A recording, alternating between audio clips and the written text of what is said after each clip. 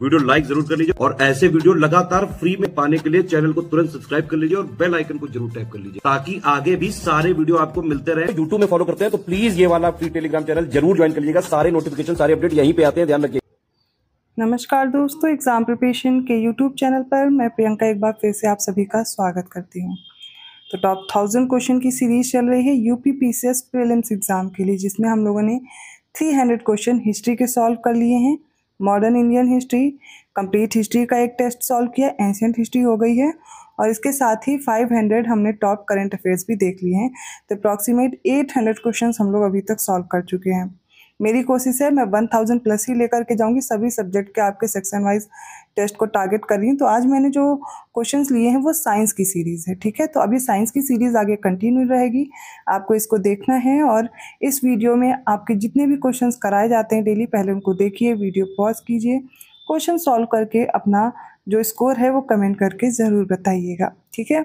इसके साथ ही अगर आप यूपी पीसीएस की प्रिपरेशन कर रहे हैं, जितना भी समय है इस समय में भी आपने जो पढ़ रखा है बेहतर ढंग से रिवीजन हो जाए, कट ऑफ क्वालिफाई हो जाए, तो लास्ट टाइम क्विक रिवीजन के लिए आप यूपी पीसीएस मेंटरशिप प्रोग्राम से जुड़िए, जिसमें आपको सिर्फ 499 रुपये में शॉर्ट नोट्स दिए जा रहे हैं सब्जेक्ट वाइज और डेली टारगेट के साथ आपको जो टॉपिक वाइज शॉर्ट नोट्स होते हैं क्लासेस के साथ वो भी प्रोवाइड किए जा रहे हैं। तो बहुत ही कम समय में जो हाई यील्ड टॉपिक है पहले उनको कवर कराया जा रहा है, साथ में आप सीसेट और जीएस की प्रैक्टिस कर पाएंगे।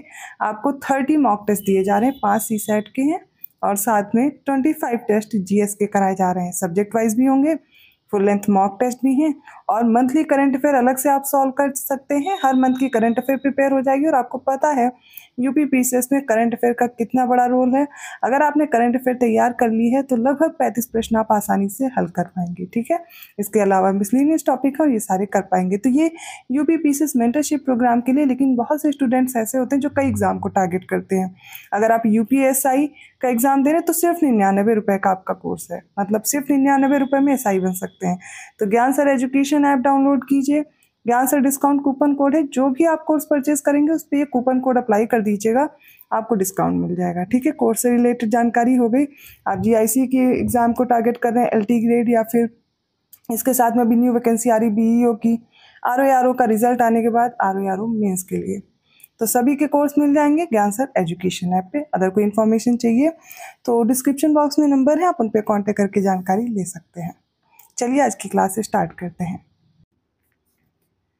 11th क्वेश्चन देखिए क्या पूछा गया। इनकरेक्ट ऑप्शन चूज करना है हमें। 4 ऑप्शन हमारे सामने हैं और उनको अच्छे से पढ़िए और उनका आंसर करने की कोशिश कीजिए। देखते हैं क्या पूछा गया। तो पहला जो स्टेटमेंट है वो ये है, ब्यूटाइरोमीटर का उपयोग पेय पदार्थों में कार्बोनिल अम्ल की मात्रा को मापने के लिए किया जाता है, पहला है। नेक्स्ट है, चंद्रमा पर पृथ्वी के गुरुत्वाकर्षण बल के कारण चंद्रमा पृथ्वी के चारों ओर एक गोलाकार कक्षा में घूमता रहता है। तो ये अर्थ का ग्रेविटेशनल फोर्स ही है कि मून क्या कर रहा है, उसके चारों ओर सर्कुलर ऑर्बिट में क्या कर रहा है, मोशन कर रहा है, रिवॉल्व कर रहा है, करेक्ट हो जाएगा। स्प्रिंग में गति के लिए गुरुत्वाकर्षण आवश्यक नहीं, ग्रेविटी इंपॉर्टेंट नहीं है, लेकिन जो पेंडुलम की आवर्त गति के लिए क्या है, गुरुत्वाकर्षण आवश्यक हो जाता है। तो gravity is not necessary for the motion in the spring but gravity may be necessary for the periodic motion of the pendulum, correct हो जाएगा। पहला गलत है, यही हमारा सही उत्तर है। तो जो ब्यूटाइरोमीटर है वो क्यों यूज़ किया जाता है, जो दूध उत्पाद हैं, मिल्क प्रोडक्ट हैं, उनमें जो फैट की मात्रा है उसको पता लगाने के लिए ब्यूटाइरोमीटर यूज़ होता है, इसलिए पहला गलत हो जाएगा और यही राइट आंसर है। 12th क्वेश्चन देखिए, निम्नलिखित कथनों पर विचार करें और सही कथन बताएं। पहला है भाप का इंजन। तो ये जो स्टीम इंजन है ये किस पे वर्क करता है, कौन से प्रिंसिपल पर, सेकेंड लॉ ऑफ थर्मोडायनेमिक्स, तो ऊष्मागतिकी के दूसरे नियम पर। क्या ये करेक्ट है, सोचिए एक बार। नेक्स्ट है, वायुयान जो एरोप्लेन है वो बर्नौली प्रिंसिपल पर कार्य करता है, ये तो सही है, पहले वाले पे थोड़ा ध्यान दीजिए। नेक्स्ट है, इलेक्ट्रॉन माइक्रोस्कोप, इसका प्रिंसिपल क्या है, तो wave nature of electron, electron की तरंग प्रकृति है, इस सिद्धांत पे काम करता है इलेक्ट्रॉन माइक्रोस्कोप, ये भी करेक्ट है। सोनार, अल्ट्रासोनिक जो वेव्स होती हैं इनके प्रिंसिपल, इनका जो रिफ्लेक्शन होता है इस प्रिंसिपल पर कार्य करता है, ये भी करेक्ट है। लेकिन पहला गलत है, क्यों गलत है, ये जो थर्मोडायनेमिक्स का फर्स्ट लॉ है उस पर कार्य करता है स्टीम इंजन, इसलिए ये गलत है। 2, 3 और 4 आर करेक्ट, ऑप्शन बी सही हो जाएगा। 13th क्वेश्चन है, select the incorrect options from the following. First statement है, if a car is moving at a uniform speed but its momentum is constant then its circuit will be elliptical path। तो बताया जा रहा है कोई car अगर एक समान चाल से गतिमान है परंतु उसका जो संवेग है वो स्थिर है और उसका परिपथ दीर्घवृत्तीय पथ होगा। सोच के बताइए ये करेक्ट है या नहीं। जब वाष्प दाब जो कि वेपर प्रेशर है जब इक्वल हो जाएगा किसके, एटमॉस्फेरिक प्रेशर के, तो लिक्विड क्या होगा, उबलने लगेगा। सही दिया गया है। ध्रुवण अर्थात पोलराइजेशन एक ऐसा गुण है जो प्रकाश तरंग में दिखता है और ध्वनि तरंग में नहीं दिखता, ये भी करेक्ट है। पहला क्यों गलत है वो भी हम लोग देख लेते हैं। जैसे कि कोई कार है एक समान चाल से गतिमान है लेकिन उसका जो संवेग है वो परिवर्तित हो रहा है, स्थिर नहीं हो रहा है। जब संवेग परिवर्तित होगा तब उसका परिपथ दीर्घवृत्तीय होगा, इसलिए ये गलत है। ठीक है, राइट आंसर ऑप्शन ए ही हो जाएगा क्योंकि यही गलत दिया गया है। 14th क्वेश्चन है, when a person is standing on a very sensitive scale inhales deeply then the reading of a scale decreases। जो स्वचालित कलाई घड़ियाँ होती हैं इसमें हाथ की विभिन्न गतिविधियों, ये गलत है, इसका मतलब ये ऊपर नीचे हो गया। देखिए जब कोई व्यक्ति अगर अति संवेदनशील स्केल पर खड़ा होकर गहरी सांस लेता है तो क्या होता है, स्केल की रीडिंग कम हो जाती है ना।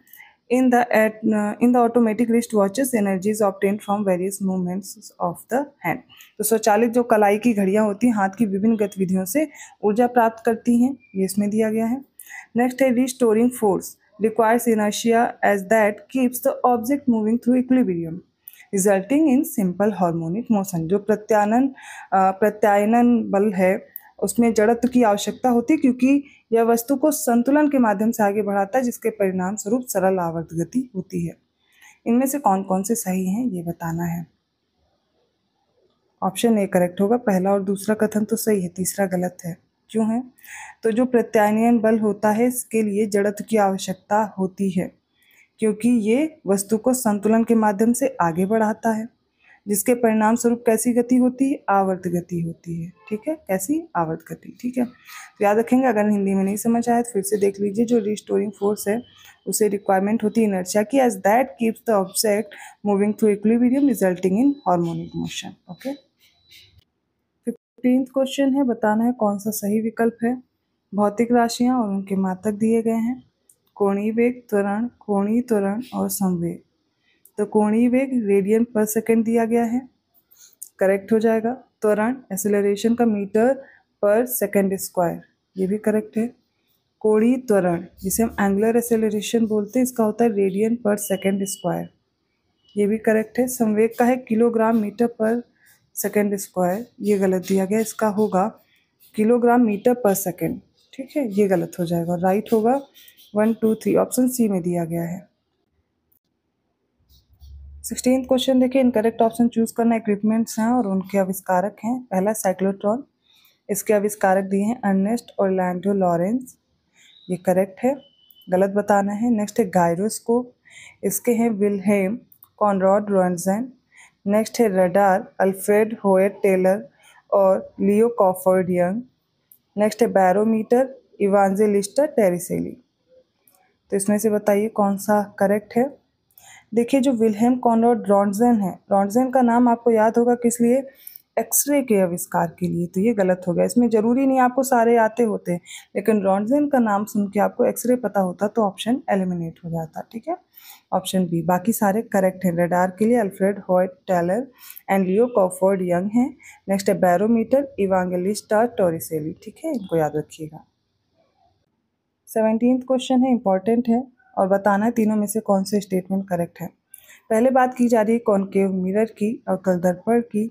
इससे बनने वाला जो प्रतिबिंब है वो वास्तविक और आभासी होता है, रियल और वर्चुअल होता है।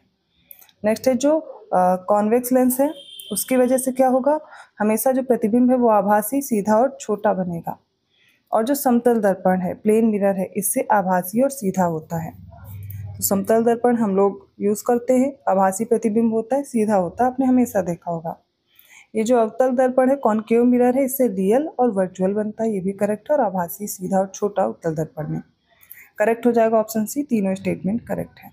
18th क्वेश्चन में तीनों स्टेटमेंट देख के बताना है कौन सा करेक्ट है। जब प्रकाश किसी प्रिज्म से होकर फैलता है तो बैंगनी रंग सबसे अधिक विचलन दर्शाता है। जब प्रकाश किसी प्रिज्म से होकर फैलता है तो लाल रंग सबसे कम विचलन, और प्रकाश के परावर्तन के कारण हरे प्रकाश में देखने पर लाल कमल का फूल काला दिखाई देता है। तो सबसे पहले प्रिज्म वाला देखते हैं हम।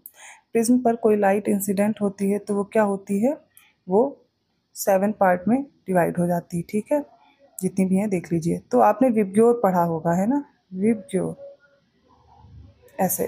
तो सबसे ज़्यादा विचलन कौन दिखाता है, वी, वायलेट।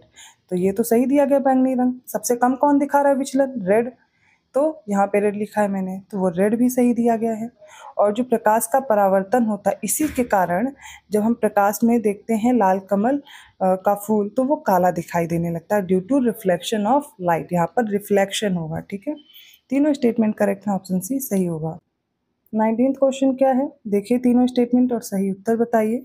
ऑप्शन है, गैस में उत्पन्न होने वाली ध्वनि तरंगे कैसी कहलाती हैं, लॉन्गिट्यूडनल वेव्स, अनुदैर्ध्य तरंगे, जो साउंड वेव गैस में जनरेट होती हैं, करेक्ट होगा।